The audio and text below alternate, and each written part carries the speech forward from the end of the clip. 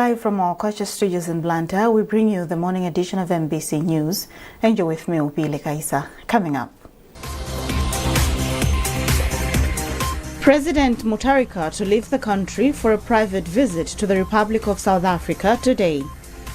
Government to distribute relief items to people in disaster-affected areas in Mangochi and Tiolo districts. And Malawi joins the rest of the world in commemorating World AIDS Day today.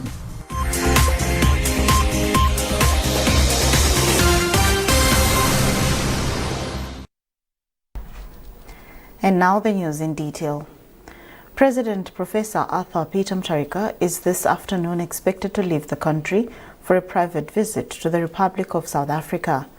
A statement from the Chief Secretary in the Office of the President and Cabinet, Justin Saidi, says the Malawi leader would depart through the Bakili Muluzi International Airport in Blantyre.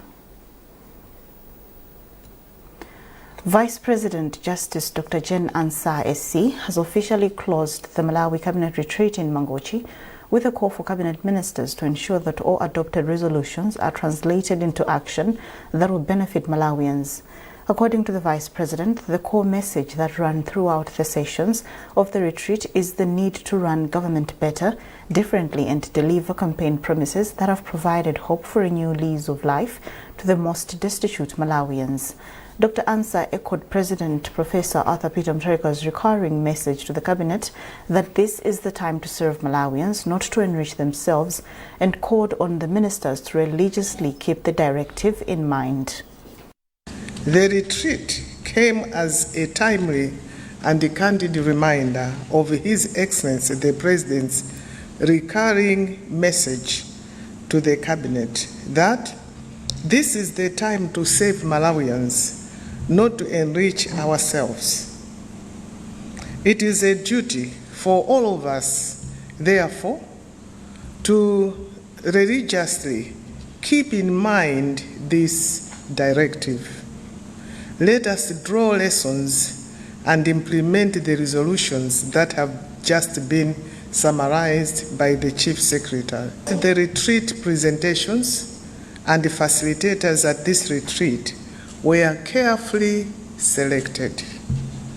The presenters brought with them vast experience and knowledge in pressures including physical imbalances, huge public debt, shortage of foreign exchange, and food insecurity.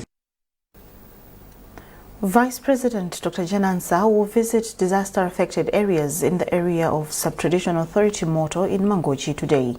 According to the statement from the Office of the Vice President, Dr. Ansah will visit households affected by the stormy rains at Nkhani village in Lungwena area and will distribute food and relief items to support the families. According to the Department of Disaster Management Affairs, DODMA, heavy rains coupled with strong winds destroyed houses of 116 people in Sub-Traditional Authority Moto in 108 families in Makumba village. Dr. Ansah is expected to arrive in the area at 9 o'clock this morning.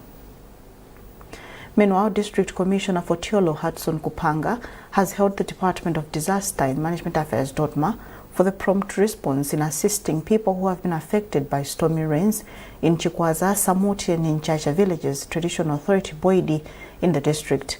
Kupanga said at least 53 households have been affected by the stormy rains and they have received relief food items and other household necessities. Vice President Dr. Jen Ansah is expected to visit those that have been affected in Chikwaza village and thereafter distribute relief items and address people in the area at Chamasoa Primary School ground. Kupanga explains.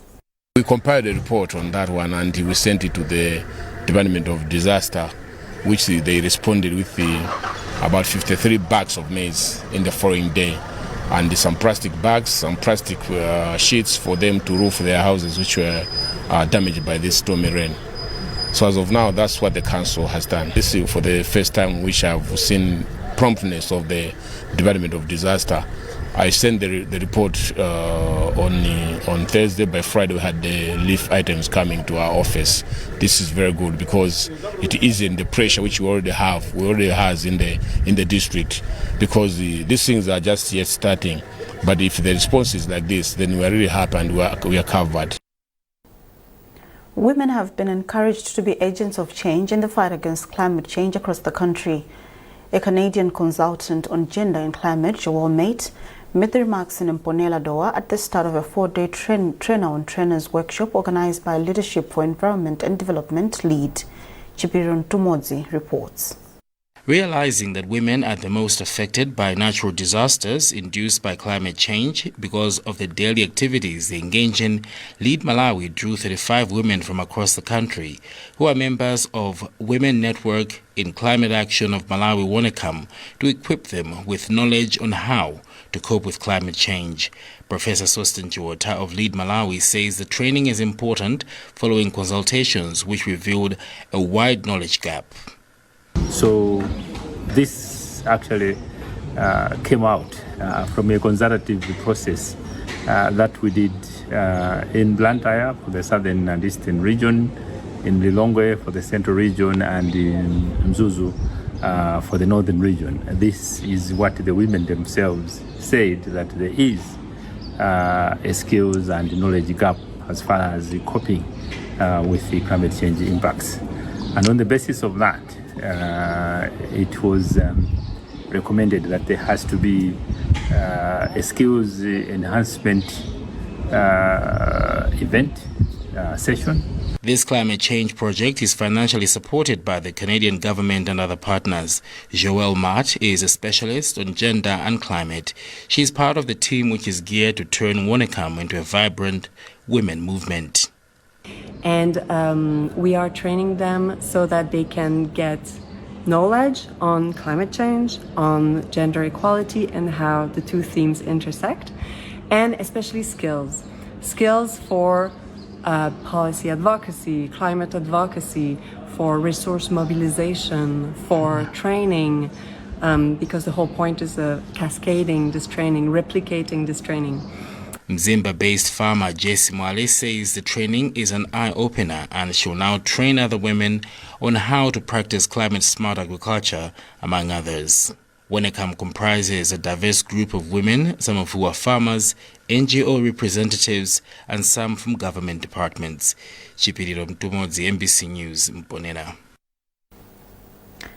Healthcare service delivery in Chiolo district is set for a boost following a donation of medical equipment worth 2.5 billion kwacha from a group of Malawians known as the Patriots. The organization, which is made up of local and diaspora citizens, said the support is part of a nationwide initiative aimed at improving service delivery in public hospitals. Jenichin Samba has the details. Healthcare remains one of Malawi's most pressing needs, an area where government and development partners continue to invest heavily. One such partner is the Patriots. The grouping has handed over medical equipment valued at 2.5 billion kwacha to Chiolo District Hospital. Team leader for the Patriots in the diaspora, Professor Edward Mbewe, urged health authorities at Chiolo District Office to ensure the equipment is used responsibly, stressing the importance of transparency and strong monitoring systems. So what we have seen so far with the impact, I think Chiolo is one of the classic examples we just had that has been upgraded from, I believe, grade star 1 to star 3 or star 2 to star 3. But we also want to understand how is that process, like how does it work? Msanje is one of the earliest hospitals that received the container. Zomba Central Hospital is another. We want now to use that benchmark to find out exactly how has this impacted the people. Chiolo District Commissioner Hudson Kupanga said the gesture will make it easier for communities to access essential health services. He further appealed to the Patriots to consider supporting the hospital with food supplies and rabies vaccine. We were lacking dental beds, which they have provided. We were lacking issues like the maternity gadgets, which they have provided. We have some X-ray equipment which they have provided, but as a district, we lack a lot of things. Meanwhile, Senior Chief Nchiramwira of the district has pledged to play a key role in ensuring the equipment is well maintained. The donation is part of a larger initiative in which the organization plans to distribute 100 containers of medical supplies to hospitals nationwide. Jinjin Samba, MBC News, Choro. Malawi joins the rest of the world in commemorating Women's Day today, celebrating significant gains in its HIV response, but also warning the hard-won progress could be undermined by looming global funds cuts. According to the 2024 National Progress Report, Malawi has achieved the global 95-95-95 targets ahead of the 2025 deadline. The country reports that 95% of people living with HIV know the status, 95 of those on antiretroviral therapy, and 95 are patients on treatment and have achieved viral suppression. Earlier, National AIDS Commission Chief Executive Officer Dr. Beatrice Matenje told MBC that Malawi's success reflects strong political commitment, community-led action, and sustained support from both domestic and international partners. She noted that HIV prevalence has continued its long-term decline, falling from more than 14% in the late 1990s to 7% in 2024. Matenje also highlighted major reductions in HIV-related deaths, which dropped from a peak of 80,000 in 2003 to 14,000 last year. However, she raised concern over slow progress in pediatric treatment, which only 58% of HIV-positive children aged 0 to 14 are currently on ART. Looking ahead, Malawi is preparing for the arrival of lenacapavir, a twice-yearly injectable HIV prevention and treatment drug, expected to reach the country in early 2026 through the PEPFAR program, but these gains are at risk. Malawi's HIV response relies heavily on support from PEPFAR and the Global Fund, both of which are facing budget pressures and aid reductions. This year's day is focused at encouraging men to get tested for HIV, as it is the group which is most reluctant to know their HIV status. You're watching the morning edition of MBC News. A reminder of our top stories. President Mutharika to leave the country for a private visit to the Republic of South Africa today. Government to distribute relief items to people in disaster-affected areas in Mangochi and Tiolo districts. And Malawi joins the rest of the world in commemorating World AIDS Day today.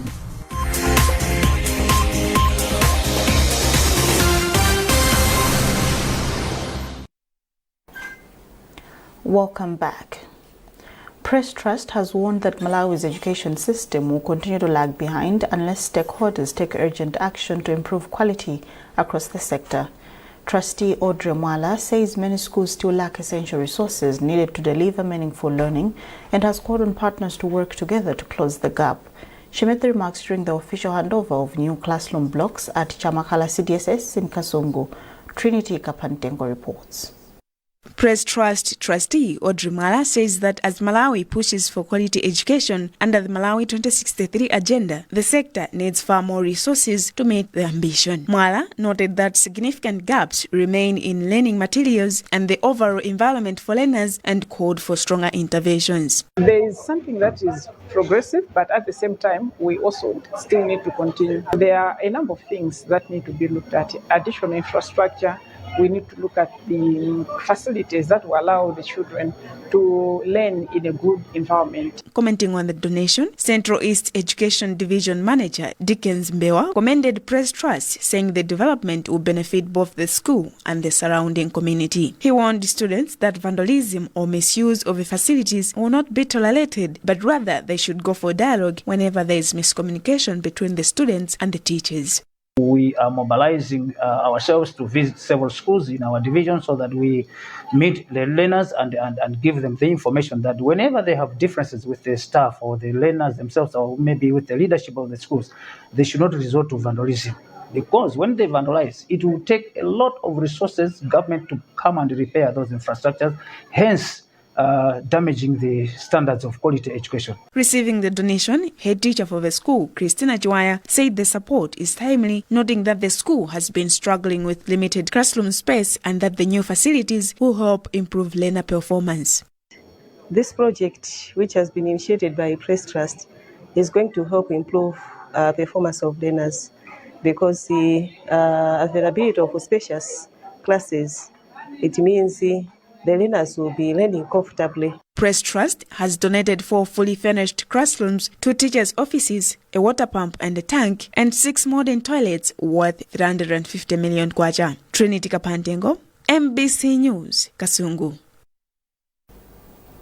Chikwawa District Council says high poverty levels and natural disasters, among other calamities, are attributes to the rise in child neglect and other forms of abuse. Ruth Chinangwa has a report. Chikwawa District Social Welfare Office representative for Ngabo Sub-Office, Kenneth Masangano, said high poverty levels and natural disasters make many children in traditional authority Ngabo to lose parental care. He said this happens due to parents and guardians' low literacy levels and them also traveling to Mozambique in search of greener pastures. Masangano made the sentiments while commending SOS Children's Village for promoting children's rights through its family strengthening projects.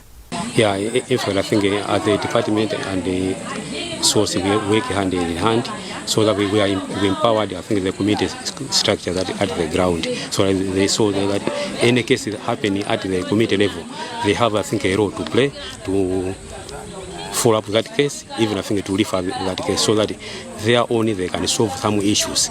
But those issues that are above, they can refer to other stakeholders. Director for SOS in Chikwawa District, Michael Nyoni, said that due to the increasing cases of child neglect, abandonment and other forms of abuse in the area, the organization plans to extend the projects for an additional 4 years after the completion of the first phase.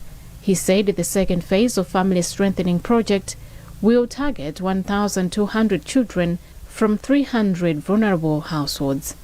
Yeah, we need a lot of projects in Ngabo to be able to support the numbers, the high numbers of children that are at risk of losing parental care. We have been fighting hard to get funding, and for SOS Iceland, we presented another proposal. Fortunately, there is a positive response that has come, and therefore we'll be extending the current family strengthening expansion project for another 4 years, starting from 2026 to 2029. In 2008 and 2011, Child Situation Analysis Report showed that over 16,000 children in Ngabo had lost parental care in various ways. Ruth Chinangwa, MBC News, Blantyre. Cultural heritages have been described as a component that promotes tourism for the country. Minister of Lands Japim Hango made the remarks at Mbande Hills in Karonga, where the people of Karonga and Chitipa commemorated the 2025 Karonga Chitipa Cultural Festival. He further said the event helps to unite people and embrace the socio-economic development of the country. Hassan P. reports. Mbande Hills ground became the setting where cultural enthusiasts from Chitipa and Karonga gathered to celebrate the 2025 Karonga Chitipa Cultural Heritage. Traditional dances from Karonga and Chitipa, including Indoro, Mwinowe, Mapenenga and Indingara, among others, were performed to spice up the festival. Minister of Lands, who represented President Professor Arthur Peter Mutharika, Japi Muhango, described the 2025 cultural event as a tradition that promotes cultural values for the Ngonde people and connects the people of Malawi through culture. He further said the president respects every Malawian cultural heritage and encourages all tribes to exercise their right because it's a true demonstration of the fundamental beliefs on the preservation and promotion of culture and tourism. These events attract people from diversity. Take, for example, today's event has attracted people from Tanzania, from Zambia, and from within the country, from as far as Machinga, from Halombe. All of them are here. What that means is that people of Karonga, those that are into hospitality, have had their lodges filled, they have made money. Those that are in transportation have had to bring people here, they have made money. So that's how you connect culture and, tourism. The two are inseparable. They are one and the same. And what that means to our economy is that since August, those that are in these sectors have made money because of these cultural gatherings. Speaking on behalf of Paramount Chief Kiungu, Senior Chief Karonga said the 2025 edition has been successful, saying this year's event will go a long way in the history, considering that it has been attended by people from other countries, including Zambia and Tanzania. This is a very unique year for us because of some visitors from Tanzania, Zambia. It's the first time since we started having festival. This is the first time that we have had such visitors from other countries. Several dignitaries, including government officials, traditional leaders from other parts of the country, including those from Zambia and Tanzania, attended the 2025 Chitipa Karonga Cultural Festival. This is the third time the people of the two districts have held their event. Hassan Piri, MBC News, Karonga. The Ministry of Health has stressed the urgent need to raise awareness about HPV vaccination and cervical cancer screening as Malawi continues to lag behind on screening targets set by the World Health Organization. Health officials say myths and misconceptions around cervical cancer and the HPV vaccine remain some of the biggest barriers preventing women and girls from accessing life-saving services. Emmanuel Chikonso with the details. Cervical cancer continues to take a heavy toll on Malawian women. The World Health Organization, WHO, predicts that without intervention, over 463,000 women in Malawi could die from the disease between 2020 and 2070. The Ministry of Health, however, says it's not a lack of HPV testing that is holding back the fight, it's the myths and misconceptions surrounding the disease. Government is now calling for urgent initiatives to increase demand for HPV testing. Principal Secretary in the Ministry of Health, responsible for administration, Beston Chisamire, emphasizes that awareness is key. Let me thank DREAM because they are doing those services for free, and there are also other partners that are coming to assist. But government is basically there to provide the policy guidance and where necessary lobby for more resources. Malawi is still struggling to achieve WHO's 90-70-90 strategy. This aims to see 70% of women screened for cervical cancer, 90% receive the HPV vaccine, and 90% get treatment and care. So far, only 40% of women have accessed testing, a slow pace that worries reproductive health experts like Blair Swali. Indeed, this has been very slow due to several factors. We talk of issues of demand creation. There is because there are so many myths and misconceptions about cancer. So we have to increase demand, have more sites where women can go and get screened. Malawi ranks first globally on cervical cancer mortality with 54.1 deaths per 100,000 women. Sangare Hawa Mamari, head of programs and clinical services at Dream of St. Egidio organization, calls for treatment of cervical cancer as a national security issue, highlighting the ripple effects when mothers die. This child who has lost the mother through cancer is abandoned to himself. At the end of the day, the child becomes street kids. No one to look after. And growing up, what he knows, he needs to eat. He needs to do his needs. But he doesn't have any skill. He does not attend anything. So that child will start stealing. Authorities say with targeted awareness, campaigns and wider access to HPV testing, Malawi can hope to protect more women and reduce the devastating toll of cervical cancer. Emmanuel Chikonso, MBC, Lilongwe. And finally in sports, Craig Sporting Club claimed a 2-0 victory over FCB Big Bullets on Sunday, while Mighty Wanderers missed the chance to top the log table after a goalless draw with Chitipa United. George Chaumba and Jackson Beza netted second half goals to seal all 3 points for Craig Sporting. Yamikan Simtoe with the details. It was a match that started with intensity. Bullets pushed and pressed for a goal through Paul Master, Babatunde Adepuju, Peter Banda and Chikumbutso Salima, but their efforts were fruitless. Craig Sporting also had chances through Jackson Beza and Peter Kadawati, but they failed to score, and the first half ended 0-0. Things changed in the second half when Craig Sporting introduced George Chaomba, who put pressure on the Bullets defense. Chaomba scored in the 53rd minute, and in the 62nd minute, he provided an assist to Jackson Beza, who scored the team's second goal. This gave Craig Sporting momentum, and they continued to press Bullets, but they couldn't find a third goal. Craig Sporting coach Elia Kananji praised his charges for their determination in defeating Bullets for the first time. Kananji said this victory would boost their morale as they prepare for their upcoming matches. Big Bullets assistant coach Gilbert Chirwa admitted that his team did not play well and said they would review their mistakes to improve in their next games. Despite the loss, Bullets remain at the top of the rock table with 56 points from 25 matches, tied on points with Wanderers, who drew 0-0 with Chitipa United in Chitipa district. Wanderers have played 24 matches and are in the second place. In other matches, Silver Sagas, who are in third place, defeated Sivo 1-0 through a goal by Innocent Shema in the 86th minute. Dedza Dynamos beat Mafco 2-1, while Karonga United lost 1-0 at home to Ekaya FC. Yamikan Simtowe, MBC Sport.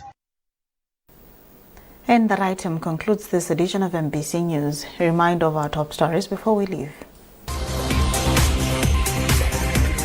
President Mutharika to leave the country for a private visit to the Republic of South Africa today. Government to distribute relief items to people in disaster-affected areas in Mangochi and Tiolo districts.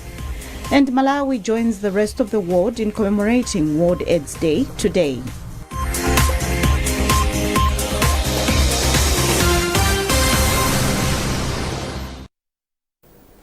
For more on these and other stories, visit our digital platforms by scanning the QR code at the top right corner of your TV screen. You are with me, Opile Kaisa. Many thanks for watching. Have a lovely day.